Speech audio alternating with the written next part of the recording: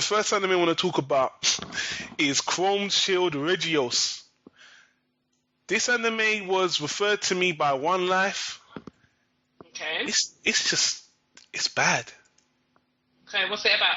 It's about these schools that are in deserts. I think they're called Regioses. If you play Final Fantasy VIII, it's like that. It's like how the traveling schools, they can travel on land. Fantasy VIII. Yeah, I know. Let's not go there. But anyway, it's about these schools that are set in deserts. They're called Regioses. I've written all these cities. And in the cities are these schools, and all the kids have superpowers, you know, they each got their own individual powers, they all battle each other. And in the desert land that they're in, there's monsters on the outside of the desert. So the schools are training grounds for the kids to become soldiers, to fight the monsters on the outside. And you know what? It's just bad. It's just really shit. With that One Life, man, I don't know what you were thinking, man. It's boring. It's predictable. The characters are just... You know, the thing I don't like is the main character. He's 17 years old, but he acts like he's done so much in his life. Like, I think he was like a child prodigy. He had these powers, you know, and he had been through so many wars, so... That was when he was 10. So when he's 17, he's talking to all the characters around him like, I've been through so much. But are they all the same age as him, like 17? Yeah. You know, it's high school. You know, anime's got a thing about being in the high school. They're all 17, 18, and all the girls are voluptuous. You know, it's got all the ecchi and fan service, the same old shit. You know, the action's predictable. It's just bad. And then... How many episodes is it? It's definitely a 26 episode anime. Definitely 26 episode. It's just boring. You know what? And I think because I watched the dub, that's what made me watch it more. Because it was just easy to... If I was reading it in subtitle, I would have gave up. You know, I don't know. That's kind of weird thing to say. That I don't find it hard to read subtitles, but it's just 10% more strenuous than sitting back in my couch and watching it on TV, right? Yeah, I get that. If it's a really bad anime and then you've got to read it, I mean, come on, it's like... Yeah, you know, I'll drop it. But just because I could watch it when I was at work, it was just bad. Read the reviews as well. I thought I was the only one. But what about the fight scenes? Because obviously... The fight scenes are average. You know, sometimes these teams fight each other, and there's nothing special about this anime. The characters are fucking annoying. The same old characters. And another thing, there isn't really a villain. That's what makes it even worse. The monsters on the outside are basically the villain. There's the head of the school, the prime minister or the headmaster or whatever, he is kind of villainous. But it's whatever. Then you know, the guy's surrounded by girls. Oh, the same old harem shit as well. 6 of the girls love him because he saved one of them in the first episode. Then all the girls love him anyway, in their own way. Some of them don't say it, but you can see it when they stare at him. They get jealous when he hangs around. You know, when he hangs around with one girl, two don't, all the other girls stare at him. It's got that whole harem element as well. But it's the main guy. He's just a bit conceited. He thinks he's cool, but he's not. And the anime is just a waste of time. I highly recommend you don't watch it. If I'm going to give it a rating, I would give it vanilla. It is just like carbon copy, you know, boring. Okay, so alright, vanilla's still not... I thought you would have just said full of bullshit or something. As opposed to vanilla, but... You know what? The reason why I won't give it that, because it wasn't like offensive. It was watchable, but it was just nothing new at all. So a lot of people have given it good reviews. I could watch it. I could sit there and watch it, but I was getting nothing out of it. And it's only because it was helping me pass the time when I was at work. I was just thrown it in the bin. But it didn't offend me. And things that I do not like and that I really just don't like, I would say is total bullshit. This was just didn't bring anything new to the table. The animation style was whatever. You know, the whole thing was just just whatever. Vanilla is a perfect example. It's just another, vanilla ice cream that I just was like, yeah. I ate some of it. It just got bland, and then I just ended up just, whatever. I ended up watching all of it somehow. It didn't end well, which always is good in anime, but I'm used to that, so whatever. I can go again with my second. Go with your three. I've only got one, so go ahead. You want me to go through my... Yeah, go through yours. I'll save the best for last. The second one you can talk about as well, because you recommended it to me. Eden of the East. Yeah. What do you think then? Come on. Eden of the East. When I finished watching it, I was disappointed. But it's okay. It's okay. Eden of the East the premise is very interesting. Basically, a guy, he ends up standing outside, is it the White House, butt naked, and he's got a phone. And this phone seems to do anything he tells the phone to do, it will do it for him. Like, if he says, okay, I need clothes, the phone will say, yes, that command will be accepted, and then a car will come and give him clothes. Yeah, he's got a certain amount of money. He's got a certain amount of money in the phone, yeah. And the phone says it's like an iPhone basically, and it talks to him. It says, "Look, anything you tell me to do, I will accomplish because you are a hero. You're meant to save the world." Yeah. And that's all he knows. He's got amnesia. He meets this girl. This girl is just visiting the White House for no reason. He bumps into her. These two, they bump into each other. I think they go on an adventure together. She starts following him because he's interested in, and it's very interesting premise. He's got this phone. Basically, what happens is that he's naked. She's gone to the US of A to look around as a tourist. Yeah. She lends him her jacket, and in her jacket is all her stuff, like her passport and things. So she can't go anywhere. So she literally has to chase him. Good, thank you. So, yep. Yeah, to get her stuff back, and then the story kind of moves on from there.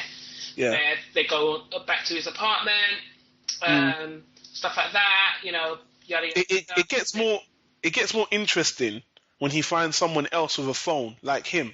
Yes. And that's when it's like, oh, so he's not the only one that's meant to save the world with his ultimate phone that can give him anything he wants. But the first person he meets is a cop, is a dirty cop. And I think he tries to kill him.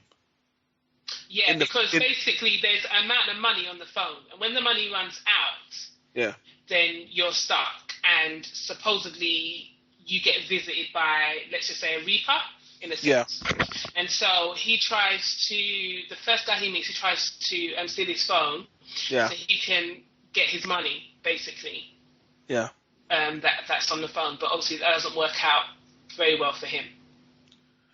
Let me just overrule this. Basically, the thing about this anime is a big subplot to saving Japan. I don't know if it's Japan more than the world. I can't remember right now. Japan.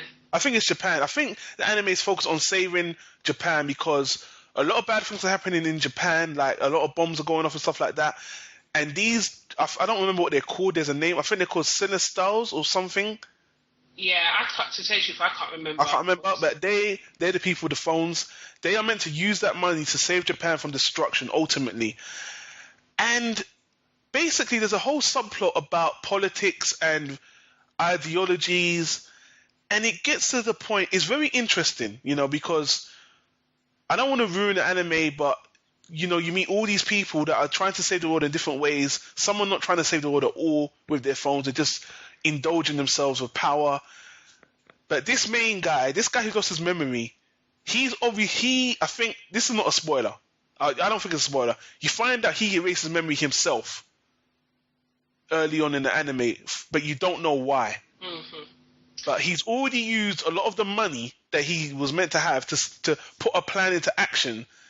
But I think it's kind of like Memento, where there's a reason why he did it, and he's backtracing his whole steps through the anime to find out why he's erased his memory. Along the way, it's like he knew what he was doing ultimately. Yeah, I mean, this anime is basically a youth revolution kind of thing.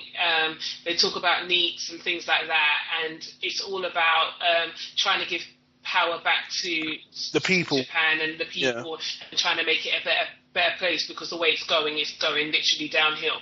Yeah. And so, like you say, certain people are given the phone and they all do different things with it and try to find their way. It's like a game in a way. It's like a game. You get the phone, you find you're trying to be the king, basically. You're trying to win the game.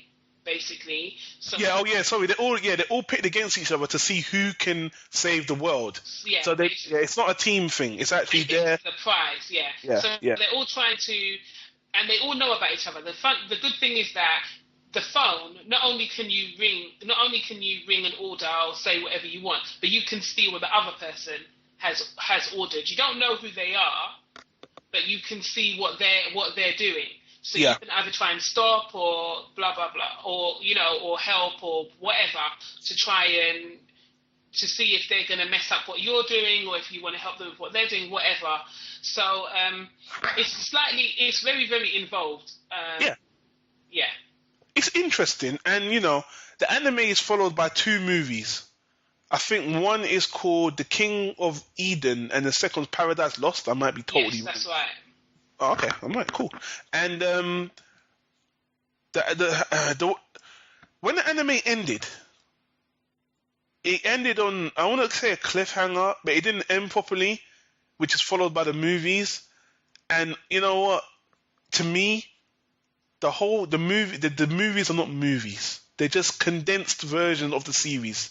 And if you count the running time of the 13 episode anime and the 2 movies, it actually balances out to be one 26 episode anime. And when you watch the 2 movies, it feels like episodes that are just spliced together. The thing that bothered me about the anime, the message that they're trying to put to you is just, I feel like they beat you over the head with it too much. I just felt that it just turned into a bit of a mishmash at the end, and the last movie was really boring to watch. Yeah, it's not been dubbed, right? The last movie hasn't been dubbed, but the series and no, actually it's coming out. I just checked, the dub is coming out. It's not it'll be easy to watch it as a dub because frankly the last series is really long winded and there's a lot of conversation. The last movie, the last movie, and there's a lot of conversation. It's really long winded and I found it quite boring. It got to a point where I was like, when is this going to end? No, I felt exactly the same way. To be honest with you, the whole series ultimately is a bit disappointing to me. Just because the concept is you know what? I know this is a silly thing to say. It just got too serious for me. It got to the point where everything was going way too serious and it just wasn't interesting anymore. It just was like... Yeah, I get that. It just droned on, For me, the first one is the best one to watch. Yeah, the series, yeah. Yeah, the first one, it was exciting. The main character was very, very funny, and he's a bit of a free spirit. So it was really interesting to watch and to see what happened. Obviously, you're intrigued all the way through to see what happens. And even though the ending did end on a cliffhanger, it was still quite funny. The ending to me was quite funny, and I enjoyed it. But after that, it just got a little bit convoluted and, like I said, mishmashy. And I personally was a bit disappointed because I felt that the premise, the idea, was really, really, really good. Really good, yeah. But it was either rushed or, I don't know, it just was not done properly. You know what? And ultimately, it wasn't what I thought it was going to be. Because when I saw the thing with the phone, I thought it was like a futuristic sci-fi anime. But it turned out to be more down to earth than I realized. Yeah, when I saw the first, especially when I saw what happened to the first guy he met on the phone, I actually was more intrigued, and I thought it was going to go along that way. But unfortunately, it did not. It didn't for me. So. Yeah, and the movie. So ultimately, the animation was good though.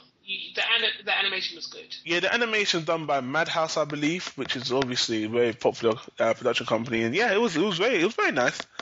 And lastly, the one thing I really didn't like, a whole bunch of the characters I felt served absolutely no purpose whatsoever. At the end, they were just running around doing nonsense. To me, didn't know what they were doing at all. I agree with that. Total bullshit. I would have rather they just focus on the guys with the phones and the one girl, but they add some other characters in. The whole heap of youngsters is just total nonsense or whatever. If I give the anime a rating, it's watchable. The premise is good. It's interesting, but ultimately it's a bit disappointing. I would, if I was going to rate it, I would have to rate them individually. To tell you the truth, to be fair, I think The first one is a solid B for me. It was the series. You mean the series? The 13-episode series is a solid B, yeah.